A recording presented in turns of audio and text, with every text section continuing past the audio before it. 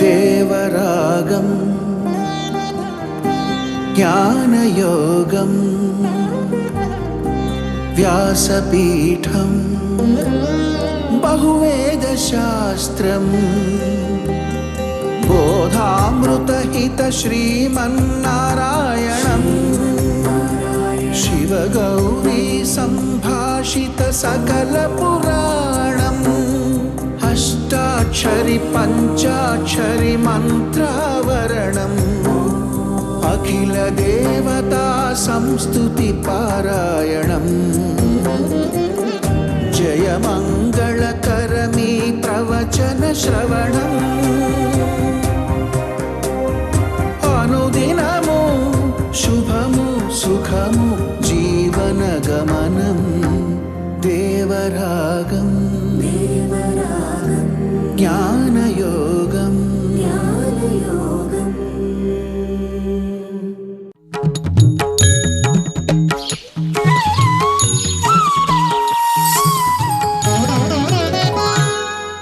ఆపదామపహర్తారం దాతారం సర్వసంపదాం లోకాభిరామం శ్రీరామం భూయో భూయో నమామ్యహం. జై శ్రీమన్నారాయణ. ప్రియ భగవద్బంధువులారా, భగవద్గీత 18 అధ్యాయాల గ్రంథం. అందులో ఇంతవరకు 9 అధ్యాయాల గ్రంథాన్ని మనం అనుసంధానం చేసుకున్నాం, సంక్షిప్తంగా అనుసంధానం చేసుకున్నాం.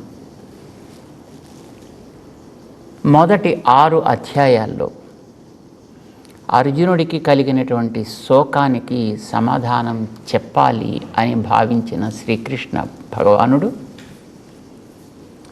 శోకానికి కారణం అజ్ఞానం. సూర్యుడు ఉదయం మనకి తూర్పు దిక్కున కనిపించి సాయంకాలానికి పశ్చిమానికి వెళ్ళిపోతాడు.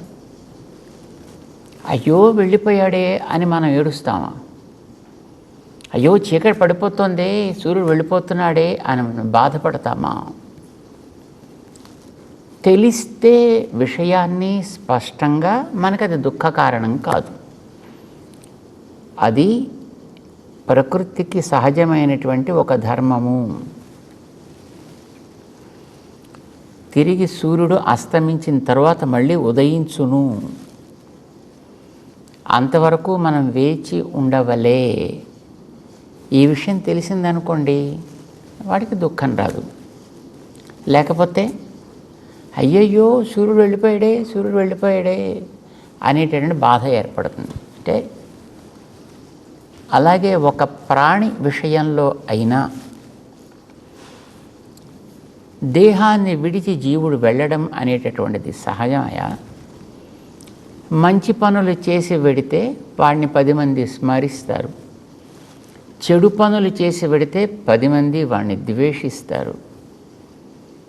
ఆ చెడు పనుల స్థాయి పెరిగితే ఇక్కడుండగానే వాడిని నలుగురు దండిస్తారు. దండించాల్సినటువంటి బాధ్యత కలిగినటువంటి వ్యక్తిగా నువ్వు ఉన్నావు కనుక కౌరవులు చేసేటటువంటి పనికి నీవు దండన విధించాల్సిన బాధ్యత ఉంది. అది నువ్వు విధించక్కర్లేకుండా వాళ్లే విధింపచేసుకునేట్టుగా యుద్ధానికి కాలు దువ్వి రంగాన్ని సిద్ధం చేశారు. కనుక ఇది ధర్మ యుద్ధము, నువ్వు చెయ్యవలసినది. నువ్వు చేయకపోయినప్పటికీ వాళ్ళు ఈ దేహాలు ఒకనాడు వదిలిపెట్టి వెళ్ళక తప్పదు.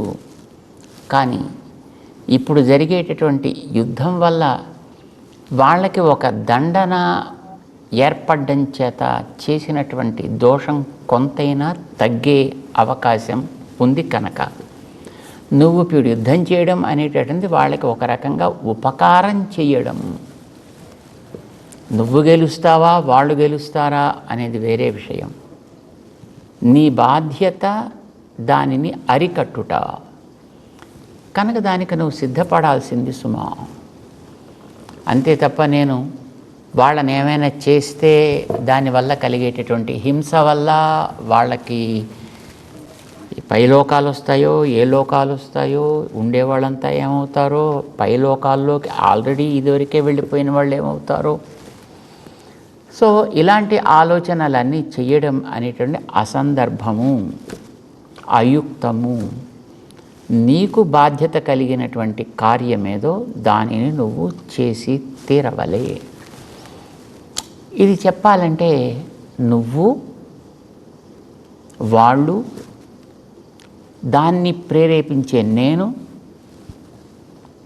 అంతేకాదు ఈ కనిపించేటటువంటి ఆకారాలన్నీ కూడా కర్మతోటి ఏర్పడ్డవి కనుక వీటిని దేహాలుగా ఒక జీవుడికి ఇవ్వడం జరిగింది కనుక ఆ లోపల ఉండే జీవుడు వేరు, ఆ జీవుణ్ణి అందులో అలా ఉండేట్టు చేసినటువంటి నేను వేరు. ఇవన్నీ చెప్పాల్సి వచ్చింది అర్జునుడికి. సో భగవద్గీత మొదటి అధ్యాయంలో అర్జునుడికి కలిగినటువంటి శోకాన్ని చెప్పి, రెండవ అధ్యాయంలో అతనికి కలగాల్సినటువంటి జ్ఞానాన్ని కలిగించే ఉపదేశాన్ని ఆరంభం చేసి, అలాంటి జ్ఞానం కలిగిన వాడు చేయాల్సినటువంటి తన కర్మ ఆచరణ విధానం ఇలా ఉంటుంది అని రెండవ అధ్యాయంలో చెప్పాడు. చెప్పాల్సినంత రెండో అధ్యాయంలో పూర్తి అయిపోయింది. కానీ అసలు ప్రాథమికమైనటువంటి అవగాహనే లేని అర్జునుడికి మొత్తం సారం అంతటినీ 70 శ్లోకాల్లో చెప్పేస్తే మనిషికి ఏమెక్కుతుంది కనుక అర్థం కాల. దాంతో అతను ప్రశ్నలు వేయడం ప్రారంభం చేశాడు. ఏమిటన్న పని చేయమంటావా? మంచిగా తెలుసుకుని మరీ చేయాలి అని అంటున్నావు అంటే తెలివికి ప్రధానమా, చేసే పనికి ప్రాధాన్యమా? సరే, పనే ప్రధానమయ్యా, కానీ ఆ పని చేయాలంటే వెనకాతల దానికి తగినటువంటి జ్ఞానపు ప్రోద్బలం, జ్ఞానపు సహకారం తప్పకుండా ఉండి తీరాలి. కనుక ఆ జ్ఞానాన్ని విడదీసి కర్మాచరణని చెప్పి 3వ అధ్యాయంలో దానికి ఉండవలసినటువంటి జ్ఞానం ఏమిటి అనేటటువంటి దాన్ని విడదీసి ఆ జ్ఞానాన్ని 4వ అధ్యాయంలో. అయితే ఇవి రెండు కూడా అన్నానికి అన్నం, పప్పుకు పప్పులాగా రెండు విడిగా తినడానికి పనికిరావయా. ఈ రెండింటిని కలిపి తినాల్సి ఉంటుంది. అందుకోసం చేసేటటువంటి కర్మాచరణ అనేది వెళ్ళి జ్ఞానంలో చేరాలి, జ్ఞానం దాన్ని సంస్కరించాలి, అప్పుడు నువ్వు పని చేయాల్సి ఉంటుంది అని 5వ అధ్యాయంలో కర్మ సన్యాస యోగము అనే పేరుతోటి ఉండేటటువంటి జ్ఞానం సరి అయినటువంటి జ్ఞానం కావాలి. నిన్ను గురించినటువంటి జ్ఞానం నీకు కలగాలి, వీళ్ళందరి గురించినటువంటి జ్ఞానం నీకు కలగాలి. సరే, ఈ శరీరాలు ఉన్నంత వరకు వాటికి తగినటువంటి పనులు అవి చేయక తప్పవు కనుక ఆ చేసేటప్పుడు ఆ పనిని ఈ జ్ఞానంలోకి చేరేట్టు చేయాలి. అలా చేసినట్టయితే ఆ కర్మని మళ్ళీ మన మీద ఒక బంధంగా, మన మీద మళ్ళీ ఒక బాధ్యతగా, మన మీద మళ్ళీ ఒక బరువుగా అది చేరకుండా ఉండేట్టుగా దాన్ని సంస్కరిస్తుంది ఈ జ్ఞానం అనేటటువంటిది. కనుక జ్ఞానం అనేది ఒక పడవ సుమా అని చెప్పాడు. ఓ, అయితే ఒక పడవ అయితే శుభ్రంగా దాంట్లో దాటి అవతలికి వెళ్ళిపోయినా మళ్ళీ ఆ నీళ్ళైతే అక్కడే ఉంటాయి కదా, మళ్ళీ వచ్చి దాంట్లో పడతామేమో అని సంశయం అర్జునుడికి కలగొచ్చును అని అనుకుని, కలిగిందో లేదో మనకి తెలియదు, కానీ కలగడానికి అవకాశం ఉంటుంది కనుక అలా కాదబ్బాయి, జ్ఞానం అనేది ఒక అగ్ని లాంటిది, మనం చేసే కర్మ అనేది ఎండు కట్టెల లాంటిది. ఎండు కట్టెలని అగ్నితో చేర్చినప్పుడు ఆ కట్టెల స్వరూపాన్ని పూర్తిగా నాశనం చేసి పారేస్తుంది. కనుక జ్ఞానం అనే అగ్ని ఏధాంసి సమిద్ధ అగ్ని భస్మసాత్ కురుతే, అది బూడిద చేసినట్లుగా కర్మలన్నీ కూడా తిరిగి మళ్ళీ ఫలాన్ని నీ మీద ఆరోపించే స్థితిని అవి కోల్పోతాయి. నీకు కావలసినటువంటి మంచి జ్ఞానం ఏదో దాన్ని అవి ఇస్తుంది. ఇది కర్మ సన్యాసం అనే పేరుతోటి 5వ అధ్యాయంలో చెప్పాడు. సరే,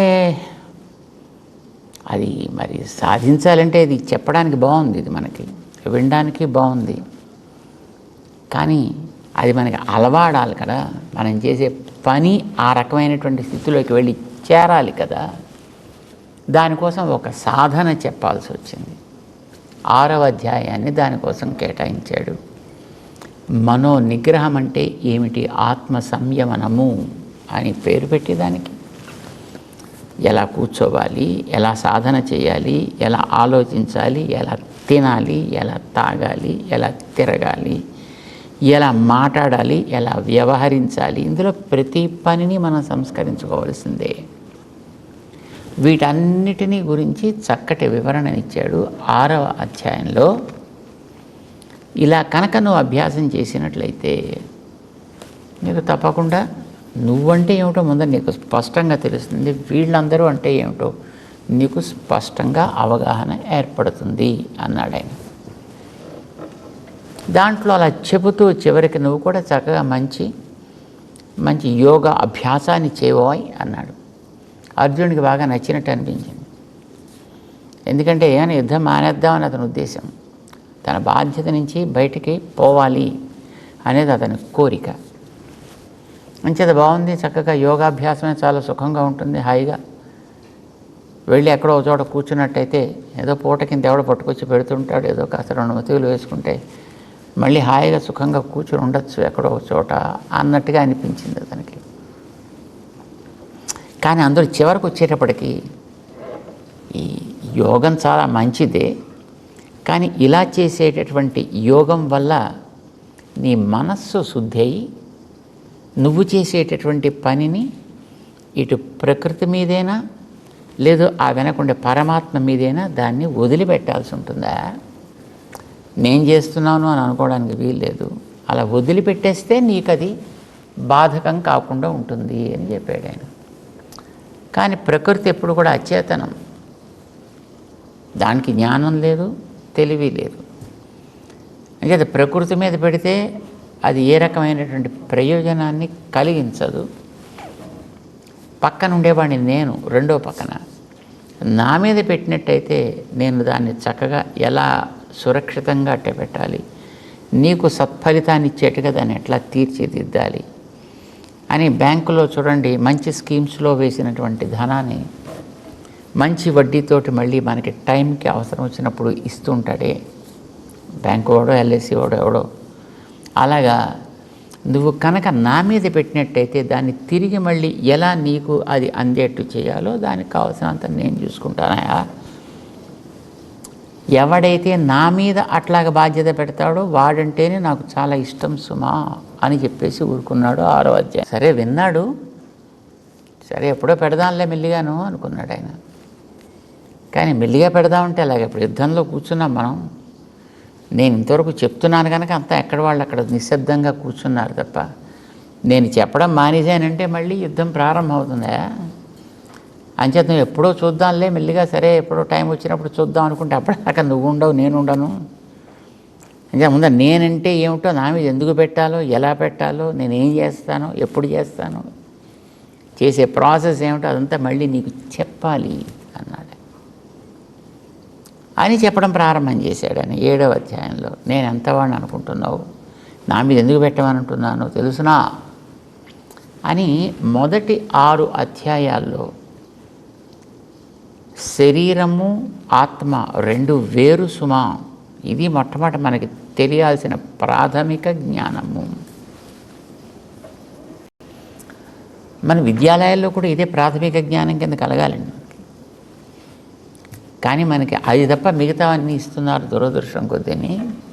కృష్ణుడు 6 అధ్యాయాల్లో ప్రాథమిక విజ్ఞానాన్ని ఇచ్చాడు అర్జునుడికి. సో అర్జునుడికి అది కలిగిన తర్వాత తానేమిటో చెప్పాల్సినటువంటి సందర్భం ఏర్పడ్డది కనుక 7వ అధ్యాయం దగ్గర నుంచి అంటే 2వ షట్టంలోంచి నేనెవరు, ఎందుకు నేను మిగతా వాటికంటే విలక్షణుడని అనే విషయాన్ని చెప్పాలి అని ఉపదేశం ప్రారంభం చేశాడు ఆయన. సరే ప్రకృతి జీవుడు రెండింటిని కూడా విడదీశాడు. ఒకటి పర, ఒకటి అపర. అపర అంటే తక్కువది, పర అంటే పైది అని అర్థం. దీనికంటే కొంచెం పైన ఉన్నతమైనది అని అర్థం అన్నమాట. సో ఈ ప్రకృతి ఎన్ని రకాలుగా ఉంటుందో, ఎన్ని కలయికగా ఉంటుందో చెప్పాడు. జీవుడు ఎలా ఉంటాడో చెప్పాడు ఆయన. 7వ అధ్యాయంలో పరాప్రకృతి అయినటువంటి జీవుడు కూడా తన ఆధీనంలోనే ఉంటాడు, ఈ ప్రకృతి తన ఆధీనంలోనే ఉంటుంది. ఇది తెలుసుకోవడం చాలా అవసరం సుమా. నీకు ప్రాపంచిక సుఖాలు కావాలన్నా, పరలోక సంబంధమైన సుఖాలు కావాలన్నా, లేదు పారమార్థికమైనటువంటి మోక్షం కావాలన్నా, ఏది కావాలన్నా నువ్వు తెలుసుకోవాల్సిన 7 అంశాలు ఉన్నాయా అని ఆపాడు అక్కడ. 8వ అధ్యాయంలో ఆ 8 అంశాలని వివరణ చేశాడు ఆయన. చేయడమే కాదు, తనని ఆశ్రయించుకొని తన మీద ఆధారపడ్డటువంటి ఆ జీవులకి తాను అందిస్తే ఎలాంటి ఫలితాలని వాళ్ళు పొందుతారో చెప్పాడు. వాళ్ళు కృషితో చేసుకుంటే ఎలాంటి ఫలితాలు వస్తాయి. ఇతరులైనటువంటి రకరకాల దేవతలు ఉన్నారు. సుమారు 33 కోట్ల మంది దేవతలు ఉన్నారు. ఈ 33 కోట్ల మంది దేవతలను ఎవరిని పట్టుకున్నా వాడి స్థాయి తగ్గట్టుగా వాడు ఇవ్వగలుగుతాడు, అంతవరకే తప్ప అది దాటి వాడు ఇవ్వలేడు. వాళ్ళు అంతవరకే చేస్తారు, వాళ్ళు ఇచ్చేది అంతవరకే ఇస్తారు. వాళ్ళని పట్టుకున్న వాళ్ళు కూడా అక్కడక్కడ దాకానే పోతారు, అంతే. కానీ నేను అట్లా కాదు, నేను దీనికి అంతటికీ మొత్తం ఓనర్ని అని అంటే మళ్ళీ చూడండి, ఓనర్షిప్లో కూడా ఒక్కొక్కడికి ఒక్కొక్క స్థానాన్ని కేటాయించినప్పుడు మళ్ళీ ఓనర్ అయినా వాడి యొక్క ఏరియాలోకి మళ్ళీ వీడైనా చెయ్యాలి అంటే మళ్ళీ వాడికి చెప్పి వాడి పర్మిషన్ తీసుకుని చేయాల్సినటువంటి అవసరం ఉంటుంది లోకంలో. ఎవడెవడికి తన దగ్గర ఉండే ఒక ఉద్యోగికైనా ఒక బాధ్యతనిచ్చిన తర్వాత దాంట్లో మళ్ళీ ఆ పైనుండే యజమాని వేలు పెట్టాలంటే మళ్ళీ ఆ ఉద్యోగిని కన్విన్స్ చేసి వాడిని ఒప్పించి వాడిని అనుకూలం చేసుకుని అప్పుడు వాడిని దాంట్లో చేయాలి. ఇది లోకంలో ఉండేటువంటి వ్యవస్థ. ఎందుకంటే లోకంలో ఎవడు స్వతంత్రులు కారు కనుక వ్యవస్థకి కూడా ఒక పద్ధతి అంటూ ఉంటుంది కనుక. కానీ నా దగ్గర అట్లాంటివి ఏం చెల్లవాయా, నేను మాస్టర్ కీ లాంటివాడిని. అంటే దేన్నైనా వెళ్ళి నేను హ్యాండిల్ చేయగలుగుతాను. ఏ స్థితిలో ఉండేవాడిని ఎప్పటికీ కూడా నేను వాడిని సవరించి కావలసిందేదో దాన్ని అందేటట్లుగా చేసేటువంటి సమర్థత కలవాడిని నేను. లోకంలో ఉండేటటువంటి మిగతా ఏ జీవులు కూడా ఇలాంటి స్థితి వాళ్ళ చేతుల్లో లేదు, వాళ్ళు చేయలేరు. ఏ దేవతలు కూడా ఆ రకమైనటువంటి స్థితి కలిగిన వాళ్ళు కారు.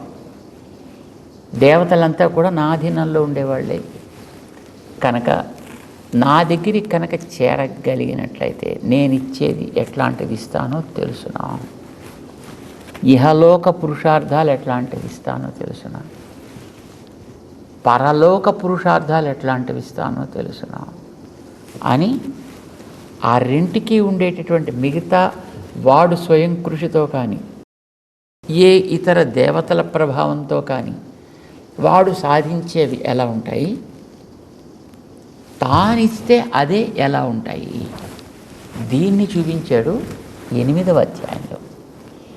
దానికి అక్షర పరబ్రహ్మం అని పేరు పెట్టాడు. దాన్ని అంటే తానిచ్చేటటువంటిది ఆత్మకి ఎప్పుడు కూడా నశింపు అనేటువంటిది లేకుండా ఉండేట్టుగా నేను ఇస్తాను. అది ఎప్పుడు నశించకుండా ఉండేట్టుగా నువ్వు కోరుకున్నటువంటి ఫలితాలేవో అది నశించకుండా ఉండేటట్లుగా నేను చేసి నీకు ఇస్తాను. మిగతా దేవతలైతే పాపం వాళ్ళకి అలా ఇచ్చేటువంటి యోగ్యతలు లేవు వాళ్ళకి. అది ఎంతవరకు అయితే అంతవరకే పోతుంది అది. కానీ నేను ఇచ్చేది మాత్రం వీటికి అన్నిటికంటే అతి విలక్షణమే. ఎంతకాలమైనా సరే నువ్వు దాన్ని అనుభవిస్తూనే ఉండొచ్చు. చేత కాలపు అడ్డు అనేటటువంటిది నీ విషయంలో నేను తీసేస్తాను. వస్తువు యొక్క హద్దు అనేది నీ విషయంలో తీసేస్తాను. చేత దేశపు హద్దులు, కాలపు హద్దులు, వస్తు పరిచ్ఛేదం, ఈ త్రివిధ పరిచ్ఛేద రాహిత్యం అని అంటుంటారు మన వాళ్ళు. అది ఏదో ఇంకో సందర్భం అనుకోండి. అలాగా ఈ 3 రకాలైన హద్దులు తీసేసి నీకు సుఖం అంటే ఇంకా సుఖమే అనుభవిస్తూ ఉండలాగా ఇలాంటి స్థితిని నేను ఇస్తాను. అయితే ఆ ఇచ్చిన తర్వాత మళ్ళీ నీ అంతట నీకే అది అవసరం లేదు అని అనిపించి అందులోంచి నువ్వు బయటకు వస్తే, ఆ వచ్చిన తర్వాత నీ అక్కడి నుంచి పైకి వెళ్ళగలిగేటటువంటి యోగ్యతని నీకు కలిగిస్తా. మనకి భగవంతుడు ఇచ్చేటటువంటి ఆ అనుభవాలు ఎలా ఉంటాయో 8వ అధ్యాయంలో చెప్పి, అలాంటి అనుభవాలు మనం భగవంతుడి ద్వారా పొందాలి అనంటే మనకు కావాల్సింది కేవలము భగవంతుడి మీద ప్రేమ. ఆ భగవంతుడిని మనం శరణాగతి చేసి అతన్ని మనం నిష్కల్మషంగా మనం ప్రేమించగలిగితే మనకి ఇంత యోగ్యతని ఆయన కలిగిస్తాను అని 9వ అధ్యాయంలో చెప్పాడు. దానికి అది ఆ అకల్మషమైనటువంటి ఆ ప్రేమ, భక్తి అని దాని అంటాం భగవంతుడి విషయంలో. ఉంటే అది ఎంత పావనమైనదో, ఎంత పవిత్రమైనదో, ఎంత జాగ్రత్తగా దాన్ని మనం ప్రోధి చేసుకోవాలో. ఇది రాజ విద్య, రాజగుహ్యము అనే పేరుతోటి 9వ అధ్యాయంగా ఉపదేశం చేశాడు. 9వ అధ్యాయంలో ఇది పొందాలి అని అనుకునేటువంటి వ్యక్తులలో ఉండేటటువంటి తారతమ్యాలను కూడా ప్రస్తావన చేశాడు. ఒకవేళ వాళ్ళు గతంలో ఉండేటటువంటి ఏవో ప్రాచీనమైనటువంటి సంస్కార ప్రభావాల చేత రకరకాలైనటువంటి స్థితుల్లో వాళ్ళు ఉన్నప్పటికీ కూడా, దోషులైనప్పటికీ కూడా, వాళ్ళు ఏ రకమైనటువంటి పాపాలు చేసిన వాళ్ళైనప్పటికీ ఎంత అపిచేత్సు దురాచార అని ఇలా చెప్పాడు ఆయన. అయినప్పటికీ కూడా వాళ్ళని ఆ రకమైనటువంటి మార్పు వాళ్ళలో వచ్చేట్టుగా నేను చేస్తాను. అంత ఉన్నతికి వాళ్ళు చేరగలిగేట్టుగా చేస్తా. చేయవలసింది ఏమిటి అంటే చాలా సులభమయా. మన్మనాభవ మద్భక్త మధ్యాంచి మాం నమస్కురు. ఎంత సింపుల్గా చెప్పాడో చూడండి. మనసు నా మీద పెట్టుకో, నన్ను నిజంగా ప్రేమించు. ప్రేమ ఎప్పుడు కూడా సేవని చేయిస్తుంది కనుక దానికి తగ్గట్టుగా ఏమేమిటి నీకు మంచిది అనిపిస్తే ఆ సేవలు చేయి. చేసేటటువంటి శారీరక ప్రవృత్తులన్నీ కూడా నా కోసం చేయి. అది యజనము అని, దానికే యాగము అని పేరు పెట్టారు. నేను పంచ సంస్కారాలు చేసేటప్పుడు గురువులు యాగము అని ఒక సంస్కారం మనకి చెప్తారు. యాగం అంటే ఇదే భగవంతుడు చెప్పింది. యజనము మద్యాజీ మాం నమస్కురు. నిరిగిరా, అది వినయంతో చేయి. ఈ రకమైనటువంటి స్థితిలో నువ్వు కనుక మత్పరాయణుడివి కనుక కాగలిగినట్లయితే, ఇలాంటి స్థితి కనుక నీలో ఏర్పడగలిగితే తప్పనిసరిగా మామేవ ఏష్యసి, నా అంతవాడివి నువ్వు కూడా అవుతావయ్యా, నన్ను పొంది తీరుతావు. అంచేత నీకు ఏ రకమైనటువంటి మనసులో సంశయమో అక్కర్లేదు. నీ బాధ్యత ప్రకారము నువ్వు చేసేటటువంటి పనులు, యుద్ధాదులు, అందులో నువ్వు బాణాలు వేయడం, బాణాలు దెబ్బలు తినడం, కొంతమంది దేహాలు వదిలిపెట్టి పోవడం, ఇట్లాంటివి జరిగినా దానివల్ల నీకు ఏ రకమైనటువంటి ఇబ్బంది రాకుండా ఉండేట్టుగా తప్పనిసరిగా అతి ఆనందానికి ధామ అయినటువంటి నన్ను తప్పకుండా పొంది తీరుతావు అని చెప్పాడు ఆయన. 9వ అధ్యాయం దాకా ఈ విషయం అంతా క్లియర్ చేసేసి యుద్ధానికి ప్రోత్సాహం చేస్తున్నాడు ఆయన. అర్జునుడికి సందేహం వచ్చింది. సరే, ఇప్పుడు నువ్వు చెప్తున్నావు బాగానే ఉంది.